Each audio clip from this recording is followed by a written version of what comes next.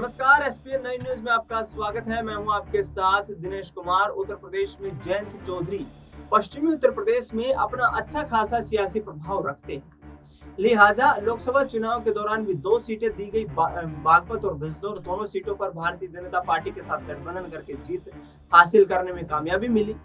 लेकिन अब विधानसभा चुनाव में यहाँ पर 10 सीटों पर उपचुनाव होने वाला है।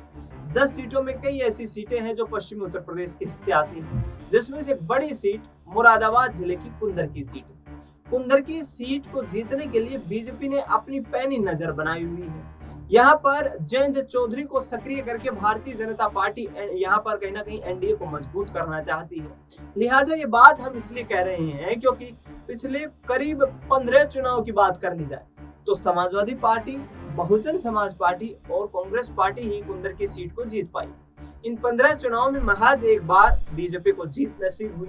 ऐसे में अब मुस्लिम मतदाता करीब 60% से अधिक की संख्या में मौजूद है और बीजेपी के लिए मजबूरी है कि उत्तर प्रदेश में किस तरीके से मुस्लिम वोट में सेंधमारी की जाए। ऐसे में अब जयंत चौधरी की पार्टी को कुंदर की विधानसभा सीट से यहाँ पर एनडीए गठबंधन की तरफ से सीट शेयरिंग करके चुनावी मैदान में उतारा जा सकता है।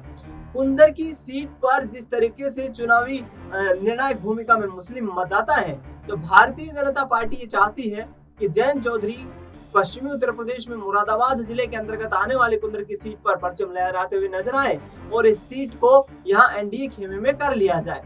इसका उदाहरण यहाँ पर कुछ दिनों पहले हमने देखा कि रामपुर की स्वार विधानसभा सीट, जहां से जिस तरीके से अब्दुल्ला आजम चुनावी मैदान में उतरे थे, जीत दर्ज हुई थी, लेकिन कुछ उनके कागजों में जो गड़बड़ियां पाई गई, उनके दस्तावेज यहाँ पर अनियमित रूप से बनाए गए पाए गए, उसके चलते उनकी विधानसभा सदस्यता चली गई थी। विधानसभा सदस्यता जाने के बाद उपचुनाव हुआ। उस सीट पर अनुप्रिया पटेल की पार्टी अपना दल सोनेलाल ने चुनाव लड़ा।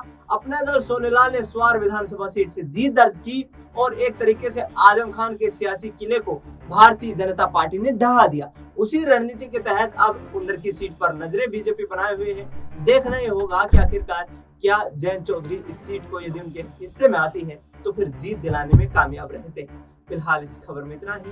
देश दुनिया की तमाम बड़ी खबरों के लिए आप देखते रहिए एसपीएन 9।